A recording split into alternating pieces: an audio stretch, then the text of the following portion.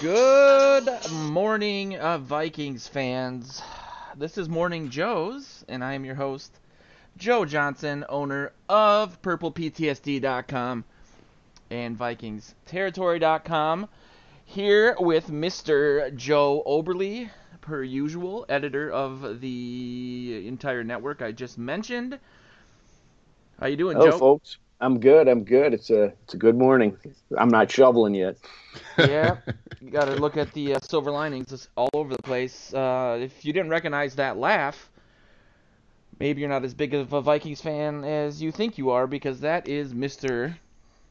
Mike Tice, former head coach of the Minnesota Vikings, offensive line coach, NFL legend, all-around great guy. 14-year veteran of the NFL, which is an awesome career to talk about. How about that, Mike? Yeah, 14 years. it's times have changed though. It was a little tougher to play back in the old days when the rules were different and you weren't worried so much about player safety. That's why all us old guys limp and forget our wives' names half the time. Do you wish the rules were like they are now? Do you wish they were back then, so guys were more protected, or did you like playing the style that you could, or what do you think about that? Well, I think it's the smart thing to do. The players have gotten so big and so strong and so athletic and fast. I've been saying it for a couple of years. Fortunately, it hasn't happened. Someone's going to get severely hurt out there. Yeah. But I think they're doing a good job. I mean, I'm not saying the officials are doing a good job because they blew a lot of calls this season, but they're doing a better job of the targeting, and the players, you can see it, are cognizant of pulling off of hits downfield on receivers. So it's coming, but it takes time. It's like anything. It takes time. It doesn't happen overnight. You're right, and it's really changed the game, I think, a little bit. It had to. I mean, for the preservation of the league to a certain extent, to really make sure that these guys are safe out there, and to see the players making the adjustment. I can't imagine how at that speed and their size how they're able to do that. But I guess it's just repetition, right? Well, that's the way they're brought up. They're brought up through Little League. It all starts in Little League. I mean, what you teach the kids at that level, and there's a lot of great youth programs throughout the nation, but what you teach those kids at that level is what they're going to take to junior high, and then they're going to take that to high school.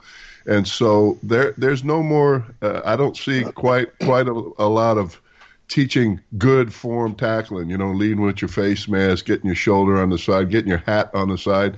Everything was launching. They wanted to be this missile through the air, these defensive players. And I think that's changing. You could see that changing, when you're watching the games on television. Definitely, and Go ahead, I want Joe. to start out by letting everybody know that you are now hosting your very own podcast, Odds and Ends with Mike Tice. Has a nice ring to it. Let everybody know kind of what your show is about, what you're looking to do and bring to the podcast market. And Yeah. Well, I appreciate that, guys. So I started a podcast. My son is 30. He's a millennial. And they're big on the podcast. And I was looking for something to do to stay busy, stay engaged in football, really. And so I started up the podcast, the audio podcast. And I've done everything from training camp interviews with coaches to players. I've had Russell Wilson on. wow. I've had Jack Del Rio on. I've had Andre Patterson of the Vikings last weekend. And really, it was more of an informational thing. So I could ask the questions that, say a coach would ask, and it would help, in my opinion, as according to my son, who's a big fantasy football guy, to help the fans out maybe with a little bit of their fantasy football stuff. And, of course, this nation's going to sports gambling. It's going to be legal across the nation in a couple of years. Definitely. Many states have already picked it up. So I started the one I have more fun with is I have a YouTube podcast that comes out Fridays or Saturdays, depending upon when the games I pick are.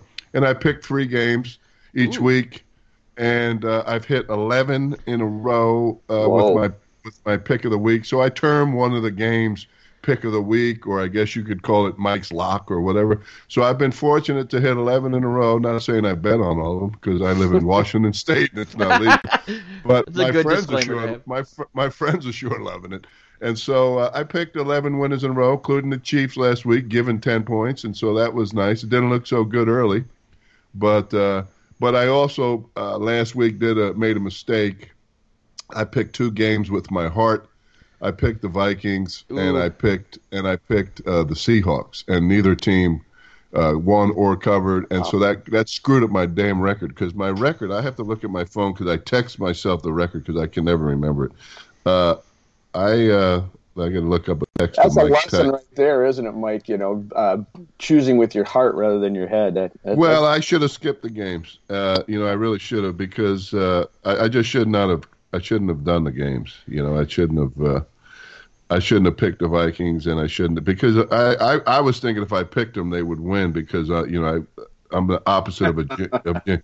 So going into last week, I was 25, 13, and 4 on the season. 4 obviously being pushes. And then last week I went 2 and 3, because in the Vikings game I was hoping for a push. So in the Vikings game I picked the Vikings and the over, and I'm like, okay, so if the Vikes lose, at least I'll get the over, and I'll split. But no, I lost both damn bets. So what's your YouTube channel called? Odds and Ends with Mike Tice, okay. same one. So this is so I was 25, 13, and 4 going in, which is a really good record actually. Mm-hmm. Yeah. And then I ended up 2 and 3, so I'm 27, 16, and 4 for the season, including playoffs. So I'm going to pick both championship games this weekend. And it's been fun. What it has done is kept me engaged in the season. It's what it's done. Is that important? I'm looking at your career, and you 14 years as a player, and then you went into coaching. Was that because you miss being with the guys, you miss the locker room, and you miss the game, and you want to stay involved? Is that the whole idea there, or is it something else? I'll be honest with you. I was always, you could check out my stats. I was more of a backup tight end. In fact, a lot of the starts that I got that I'm credited with starting were when we went 2 tight end offense to start the game, so I was credited with a start. I was a backup to Steve Jordan in Minnesota at the end of my career. In Seattle, when I played for Chuck Knox for 10 years, I did start some, because we played what they call 21 personnel. We played a fullback and a running back, so you only started 1 tight end. But I was more of a backup blocking tight end, converted quarterback at the University of Maryland. Late in my career, I really was infatuated with coaching. And I always felt like I could bring something to the table as far as teaching young players how to do things the right way, how to be better pros, which is what it's all about, taking notes, watching film, how to watch film, how to analyze your opponent.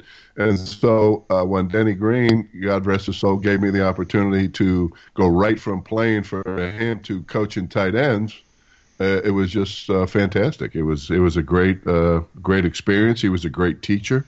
And Brian Billick was the offensive coordinator. He taught me how to prepare. He taught me all about tendencies way before you had next gen stats and all that crap. And so it was really good. It was really cool. And I was blessed to stay in Minnesota coaching for a very long time. Definitely. And what day, so people know, what day of the week does your podcast come out? Just to clarify. Well, the audio podcast comes out on Fridays. And then I've had as many as 3 interviews. 1 last week. I try to keep it short. I talked to a producer when I started this.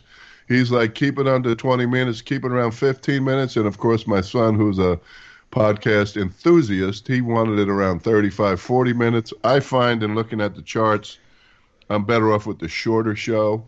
So I try to keep it under 20 minutes. And then I do the YouTube podcast. Normally that comes out on Saturdays, because I would just pick the NFL games on Saturdays.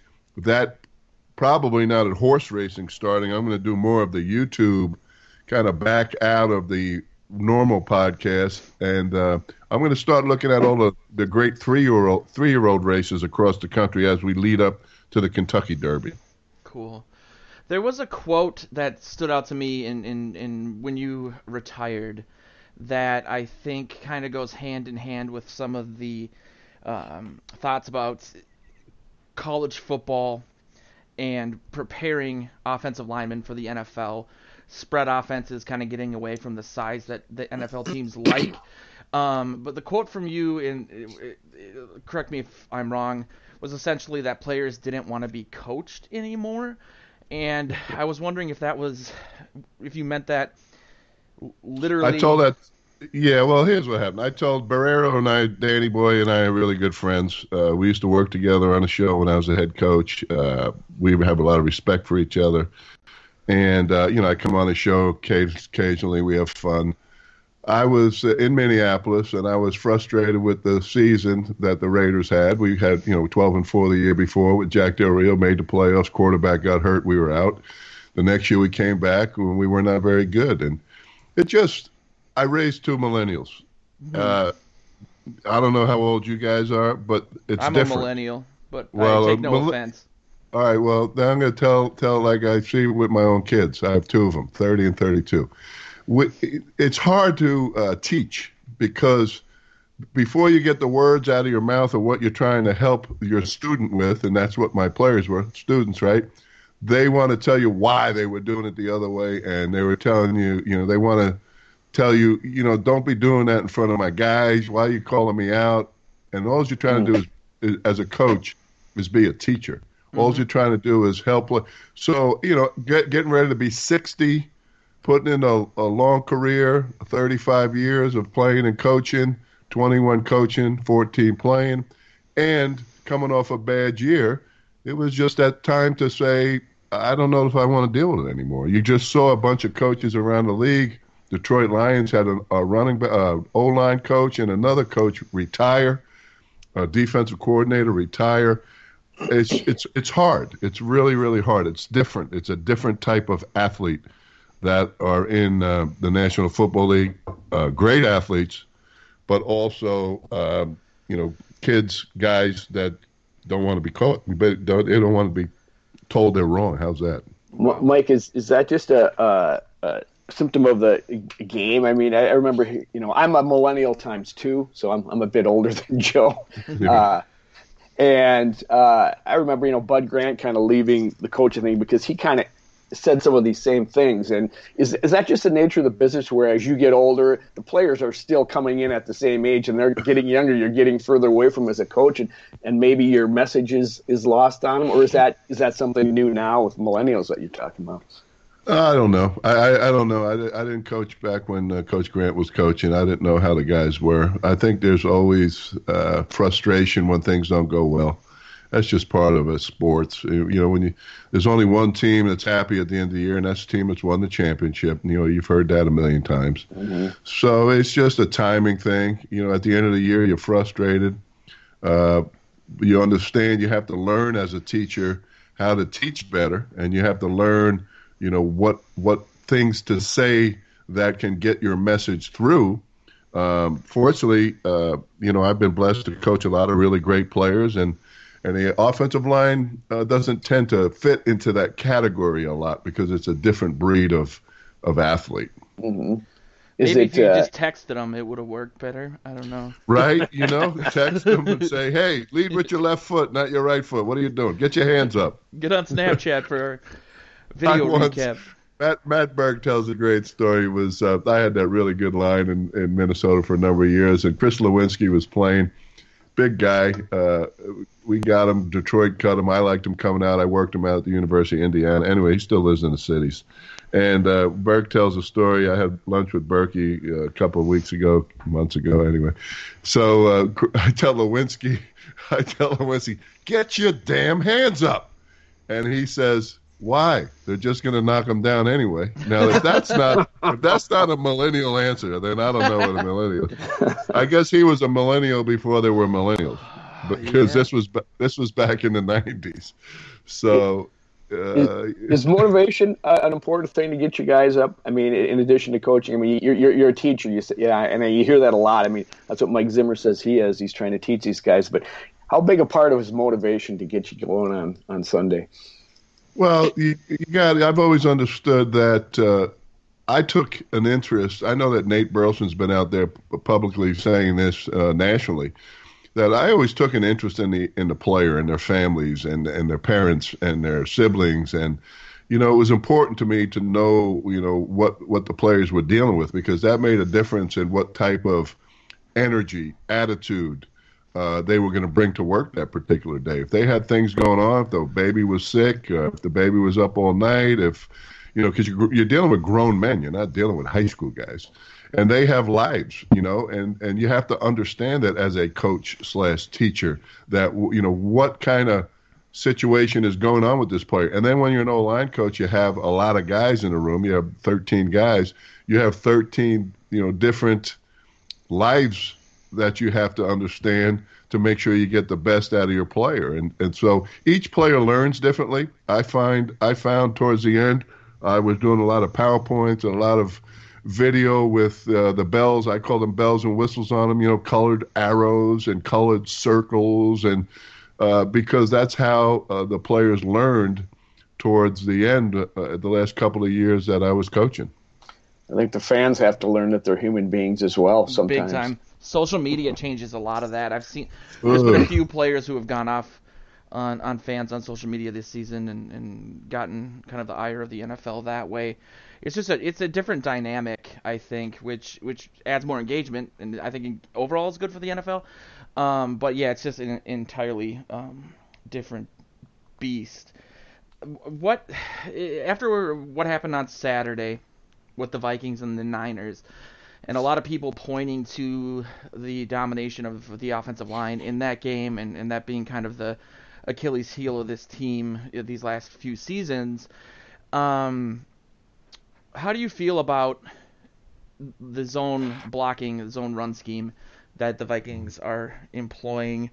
And if anything, is there a way for them to maybe fix that, or is there a silver lining there that get people off the edge from this weekend?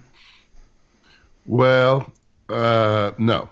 All right. I do offensive line and tight ends. That's what I know, right? I played tight end for 14 years. Was always with the old lineman because I was more of a blocker. I laugh when people in Seattle say, "Oh man, you were a great receiver." And I said, if I was such a great receiver, why did it take me 14 years to catch 110 balls? So I was a blocking guy. So I became a line coach, and here's what I posed during training camp. If you went back, which I know you won't, but if you went back to my early podcast during training camp when I had coaches on throughout the league, and I posed a bunch of questions when I got finished with the training camp interviews after a week or so. One of the questions I posed with the Vikings came to fruition. Unfortunately, I said, it appears the Vikings offensive line is built for play action and the zone scheme, but not built for drop back passing. And it'd be interesting to see if the Vikings got into a throw game, which you're going to get in if you're losing, how they would hold up, because basically, Riley Reef is a right tackle. He's not a left tackle. And so you have two right tackles playing in the game, in my opinion. You have some undersized inside guys. We had Pat Effline on the show, great kid, hell of a player. Remember, he played center in college, and now he's playing guard. Yeah. So when they have to hold up these decent athletes, that what they coach is running off the football in the zone scheme, so they come off the football and they can tie the play action into that. When you lose that element of the run game, whether it's because of injuries, to shoulders or ankles or whatever, when you lose the backs, Seattle went through the same thing. They lost their big guy, Carson. It changes the way that you can approach the game because you lose that play action. And once you lose that play action, that ability to have the quarterback run that hard play action and then drop way back away from the line of scrimmage or roll halfway out. Now he has time, even if they get beat, the lineman, and they're bearing down on him, he has time because of the separation of the offensive line and the defensive line or the linebackers. He has time to look downfield and make those big throws, which the quarterback, Cousins, made all season. But again, when you get into a drop back game, they're not built for that. Those offensive linemen for the Vikings are not built for that. And that's not Cousins' strength either. Ironically, when he came here, a lot of people said he was statuesque and not immobile, at least compared to Case Keenum. And then he, like you just said, did a lot of great things rolling out, especially to the left, which people thought was kind of ironic because that's supposed to be the hardest throw for a quarterback. But I always thought that was because of the amount of blindside pressure, his inability to feel it, and him feeling more comfortable with that additional time. I don't know why they didn't do that on Saturday. I know that the 49ers did a really good job of just dominating in the trenches. So well, they got players back from injury. They got the linebacker back, Quan Alexander. Yep. They got D Ford back. They were rested. They were at home. They had a tremendous season. Hey, listen, they surprised me defensively because early in the season, a couple of times, I was telling you about picking the games. I picked against the 49ers early in the season until I realized their defense was actually legit. And their defense is legit, and they built it. They've done a great job of building that football team from the front back, both offensively and defensively up front. Mike, I got a head coaching question to ask you of sorts. A lot of what we hear a lot around here is about adjustments or lack of coming from a team at a certain time, and I just wanted to ask you, how do they work? Do you put them in? Do you prepare with them through all week and say, hey, okay, we have a plan B here. If they do this, we're going to do that. Is it easy to install them mid-game, or are they installed and fans don't even notice that they have made adjustments? What's the case there? Because there's a lot of hand-wringing about maybe Zimmer isn't making enough adjustments or something.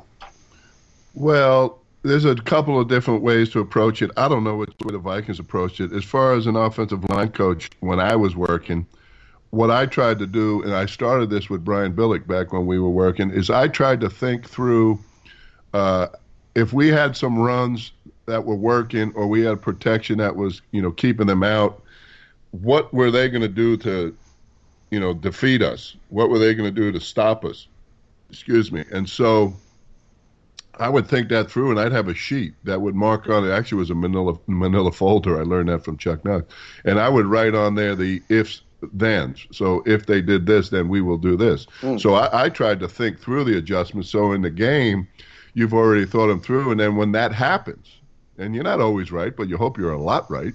If that happens, then you go to your adjustment. You don't think about it. You can say, okay, we're going to do this because they did do this. And so that's how I always did it. I'm pretty sure, knowing Coach Zimmer and as good a coach as he is, they're constantly making adjustments throughout the course of the game. Sometimes the best adjustment, I've always said, is just don't do it anymore.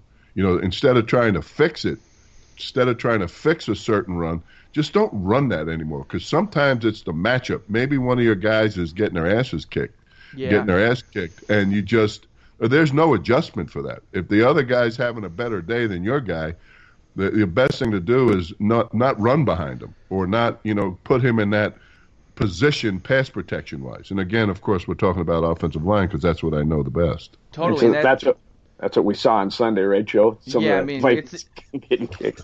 Totally, and we actually scheduled this interview before the game, so it was just really apropos that you'd be on, because that's what everybody seems to be talking about, or at least sending me emails in all caps.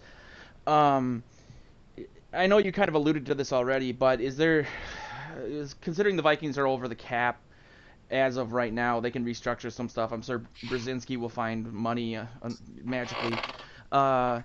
But from a draft perspective, is there anything that they could do in your mind to bolster the line? A lot of people are talking about Riley Reif maybe being replaced, moving Brian O'Neill over there, which I'm very against doing for the reasons you said about Reif being a right tackle, playing left tackle. But yeah, I mean, what do you see there? Or maybe they just need more time? Bradbury's a rookie, Elflein first year playing guard since I think his junior year in college. Klein, the veteran, I think had a really good season. O'Neill is playing really well. Maybe the left tackle might help, or do you think it's a scheme issue? No, what I think is that they went up against a front that was better than they were. And the back's been banged up. To me, he wasn't the same. He was running sideways in the game. I remember myself a couple times during the game yelling, "Get up the field." and he's running towards the sideline. That's not what he did all season. That's right. But he did that because he wasn't 100%. And you got to give the kid credit, for going out there, sucking it up. I'm sure he had not sure, I didn't look under his jersey, but I'm sure he had some kind of shoulder protection. Things just didn't work out for us. It's not hit the panic button time. They had a tremendous season, the Vikings, and could have won one more game. I felt the Green Bay game when, speaking of Dalvin Cook, when they called him for offensive pass interference in Green Bay, I tweeted out and showed a video. I thought that was a bogus call. Ooh, there's a lot of that going around for Green Bay. Yeah, but they had a very successful season. They're going to analyze their cap, the Vikings. They're going to analyze their roster, and they're going to do what they think they need to do. They have to go find a new offensive coordinator. They might have one in the building already, and they're going to find a new offensive coordinator, and they're going to continue to build on what they did well. I don't think they're going to go out and change the scheme. If they do, then they don't they obviously didn't like the scheme, and then you could start asking questions. Well, why'd you just do that for 1 year? Why'd you change? I think they like what they're doing. I think with Mike Zimmer's mentality of control the ball on offense, be physical, run the football, play action, and let's let our defense get after it. I think that that's a process and that's a philosophy that Mike has. Yeah, they got some openings over there. Any interest in getting back on the sidelines, Mike? Ooh. No, I'm turning 61 Super Bowl Sunday. I couldn't do those hours anymore. I have enough trouble running my foundation and talking to guys like you. Well, we make it rough.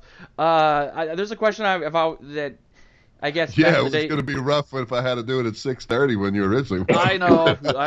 Millennials, man, I tell you. A question that college-aged me always wanted to know. It was, back in the day, maybe the number one Vikings bar question. Now it's one of the number one arguments on message boards and the like.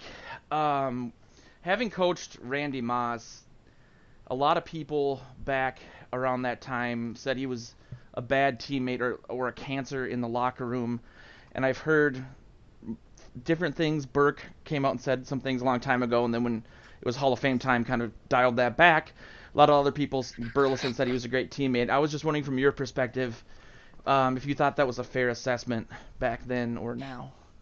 My recollections of Randy was that he worked extremely hard in practice.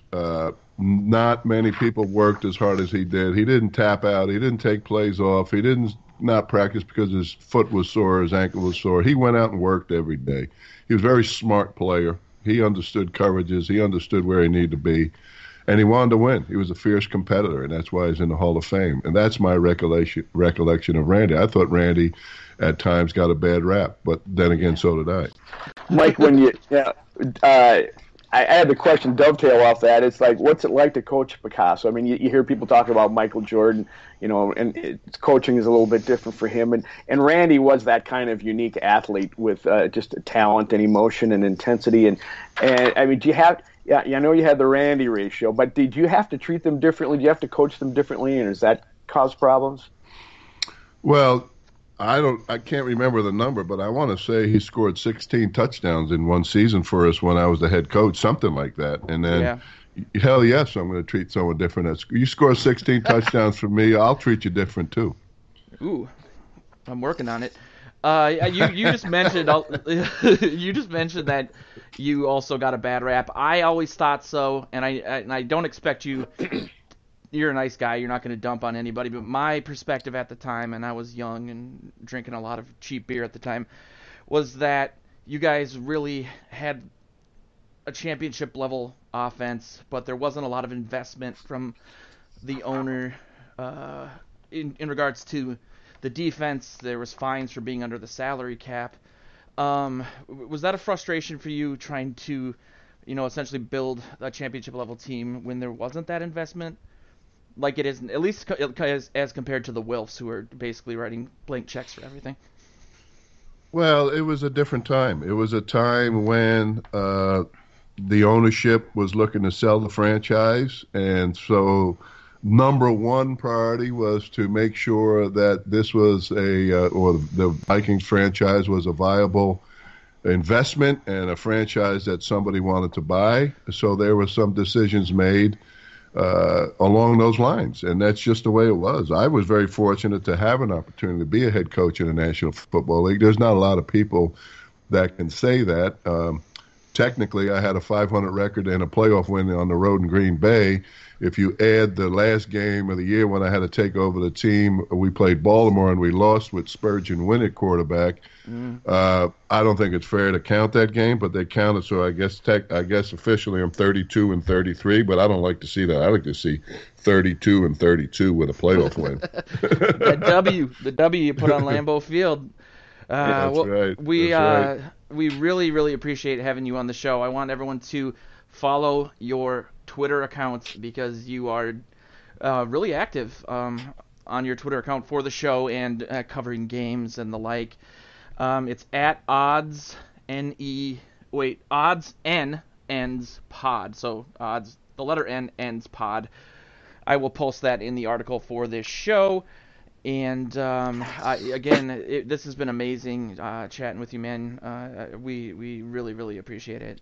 Mike, you might have got a bad rap, like you said, but the media sure misses you. I can tell you that much. Well, that's what honesty will do.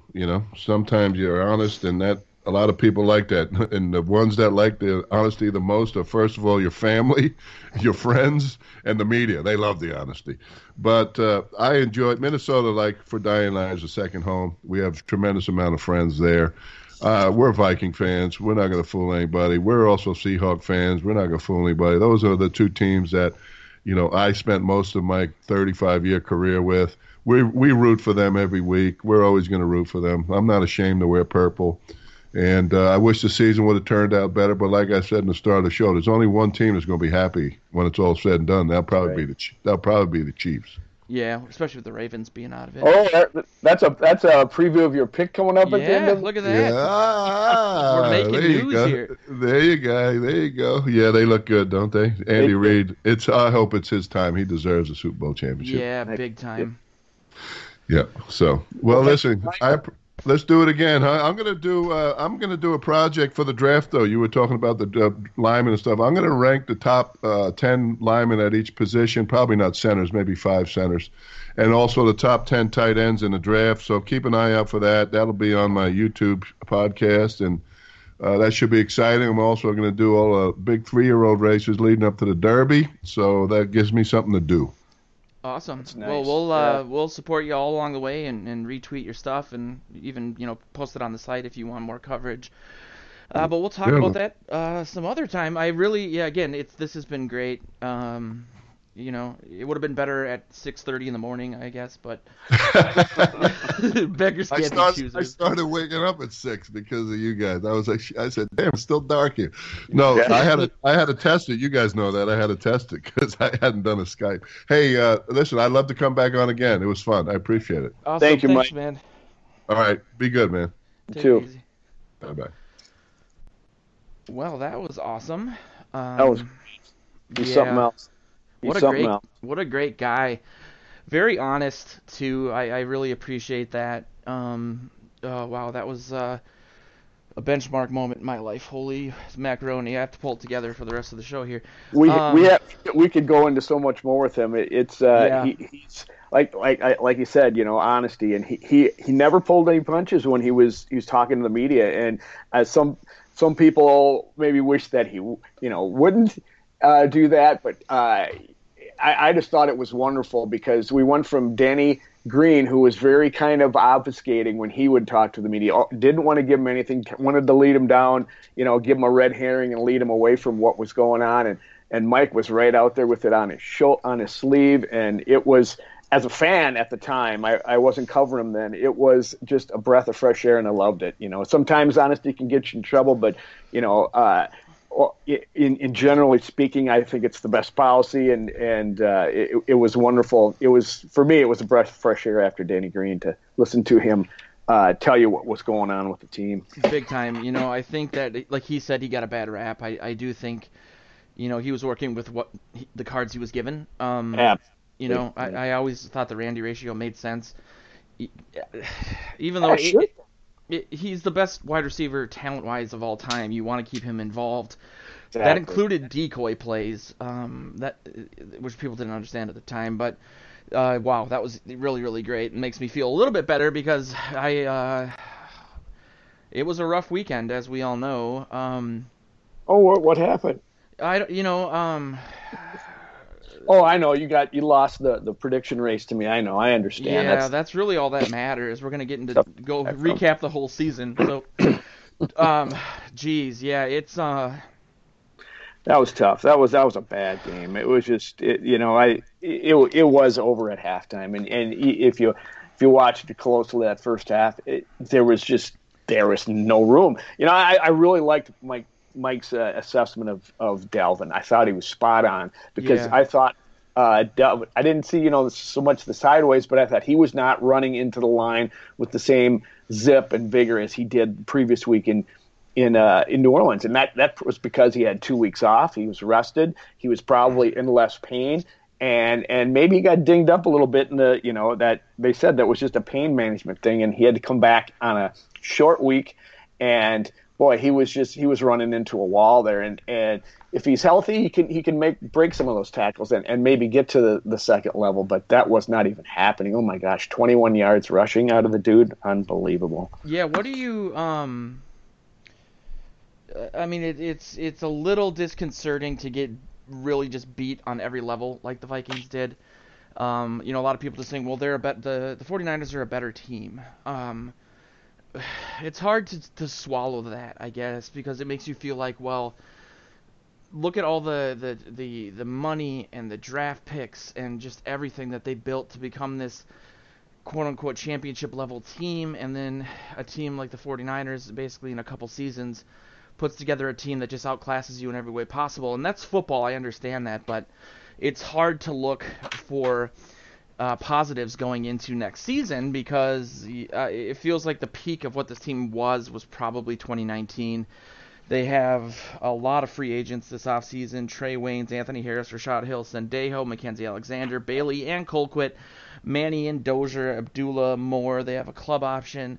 My goodness. Griffin, who said he wants to be a Viking for life. They have Linval Joseph, Everson, and Xavier Rhodes all making a minimum of $12.9 million a season. It's kind of a mess.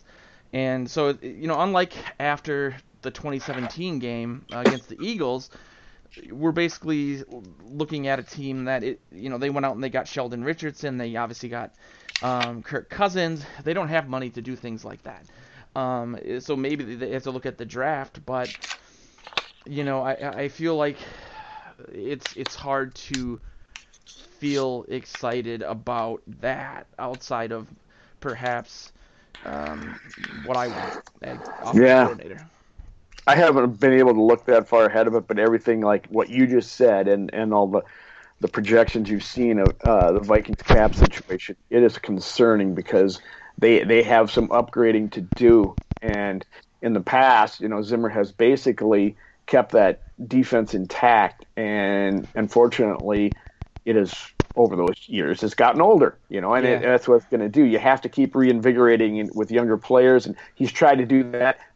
He has to a certain degree, but not all of them have worked out. I mean, I think he finally got Mckenzie Alexander to the point where he wants him and playing, and then he gets hurt and can't finish the rest of the season, and now his contract is up. Mike Hughes, they always say coming off an ACL, it's usually the next year after that you get back to where you were, but he did not have the season we wanted from him, and so there's a question mark there.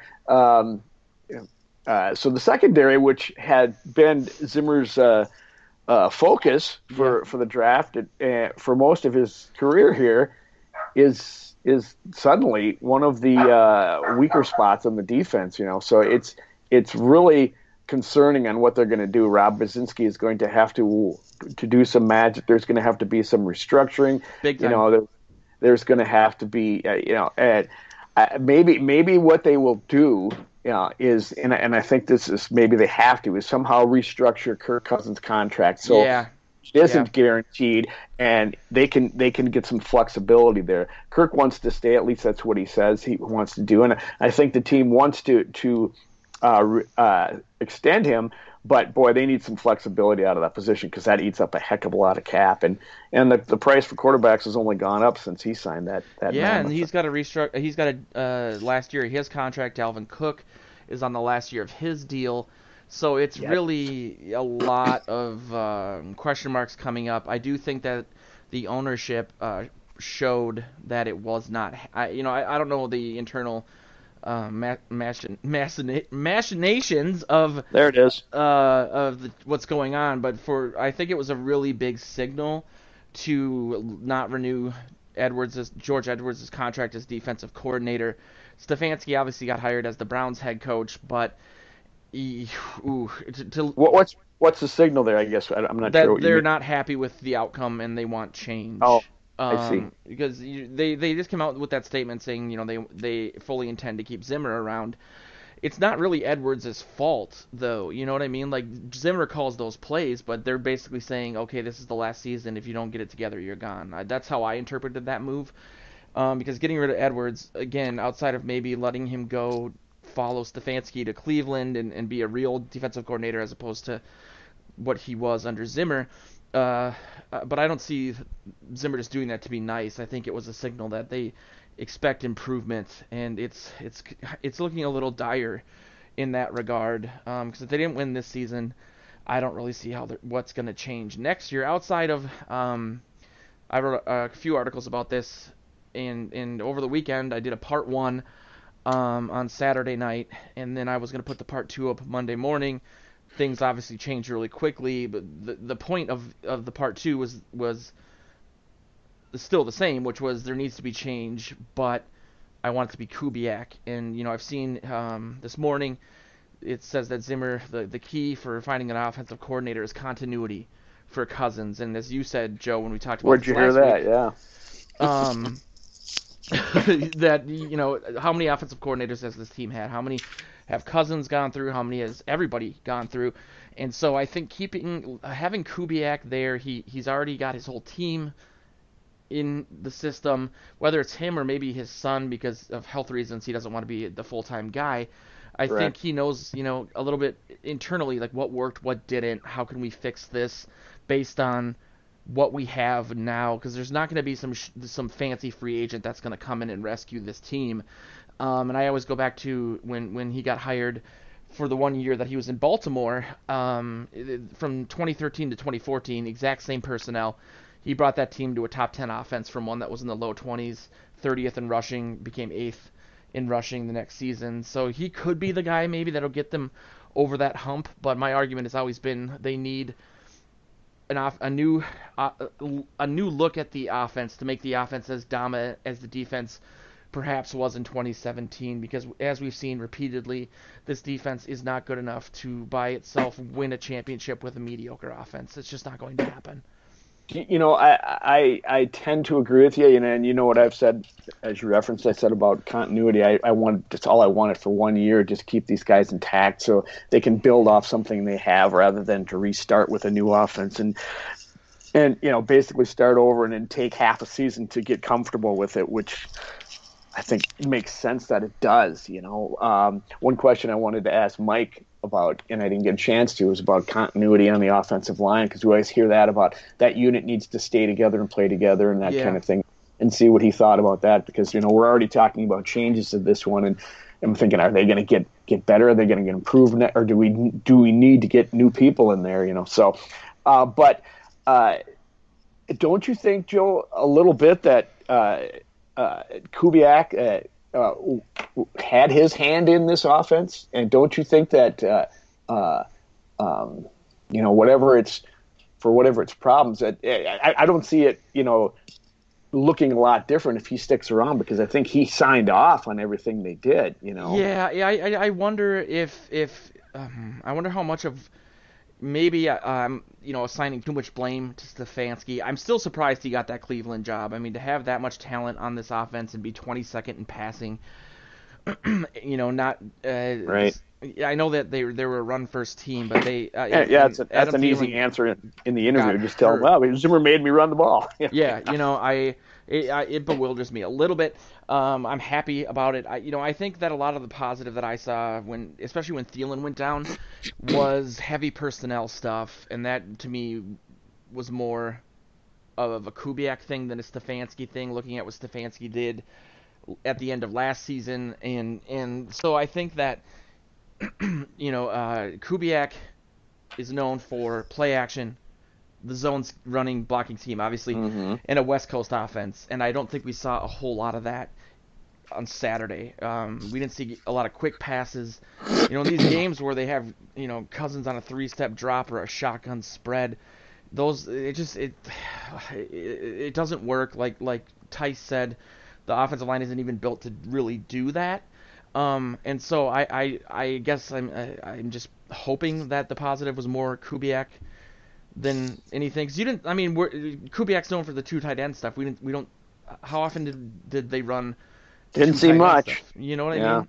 So I kind of feel like when it came down to calling plays, Kubiak's hands were off of that. It was more of game planning during the week, and I don't agree with how they ran that game. And I know that it's hard to run play action when your running back is running into a brick wall.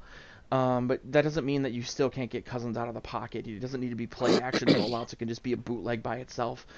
Run away from Bosa, maybe. I don't know. Yeah, I heard him talk about that they were taking that away. But, I don't know. I think there's some way. You got to be some ways to mitigate that. I mean, you said it all year.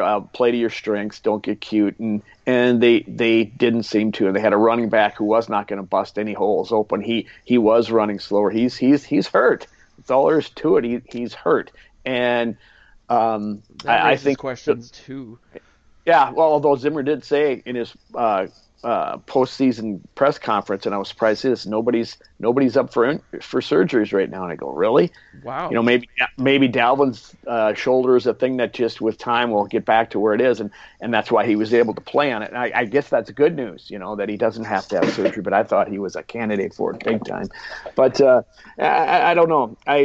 I'm hopeful that that is part of that's what's coming, because you've heard all these rumors ever since Stefanski got the job in Cleveland that he's going to gut the Vikings coaching staff, and I'm thinking, God, is Zimmer that bad? Be around, these guys are all going to jump ship. I understand that they let Edwards go, and I think maybe that's part of that is this guy's never going to be able to call plays and here, so he wants an opportunity somewhere else. And I thought maybe that's why. Maybe they felt he's never capable. Are they then going to find somebody that can call plays so Zimmer can be more maybe of a head? Zimmer's son, everyone's saying? You heard that, and I was arguing with somebody online yesterday saying, what after seeing what we saw with George Edwards, what really good defensive coordinator would want to come in and hold Zimmer's clipboard? I don't think his son would, so his son can build up his reputation, and then he can, by the time Zimmers leaves, he can, go off and get a promotion somewhere else, maybe. So I see it making a lot of sense. I don't know if it's the right thing, but I don't see anybody that would want to come in and take that job. The same thing goes for the offense, though, right? I mean, they're looking for continuity, so they're looking for a very specific person who's going to come in and still be okay or still run the zone blocking running scheme that they have. That's going to essentially do everything that Kubiak and his team already does. So I don't know why they just don't name him, or maybe he doesn't want to, but you're not going to get some, especially based on how they handle things with DiFilippo, somebody to come in specifically to run something that's already really concretely in place.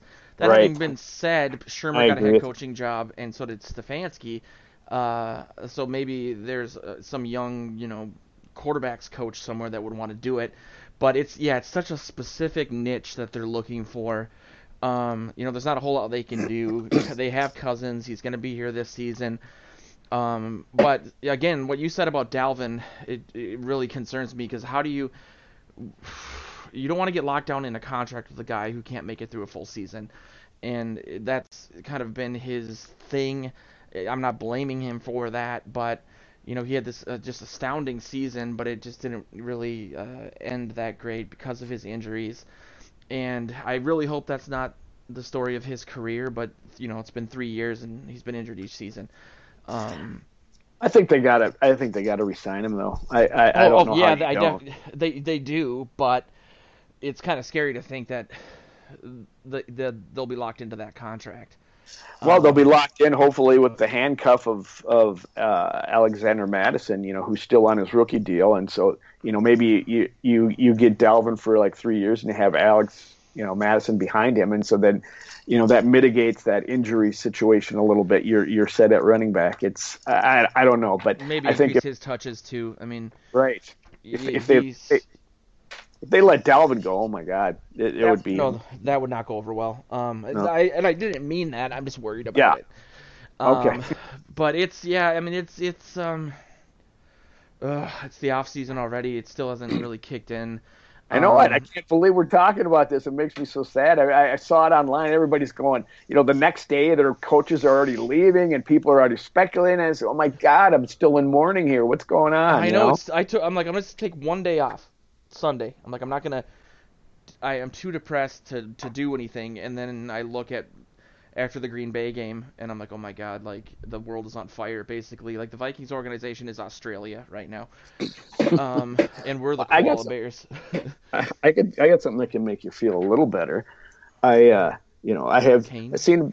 Pardon me. Cocaine.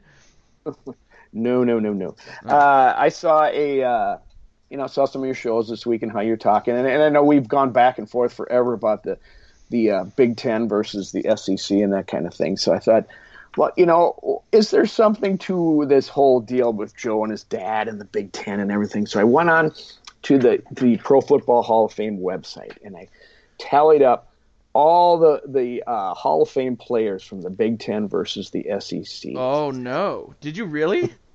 I did. Do I want to know the answer? Just for you, Joe, I did this. Actually, just for me, so I could give you some grief. But interestingly enough, the Big Ten has a bunch of them. They have 62 Hall of Famers compared to 33 in the SEC, which is really kind of interesting. And the biggest one is Ohio State with 10, and Michigan is second with 9. But you know who's third? Minnesota. And they are with 7, which really surprised me.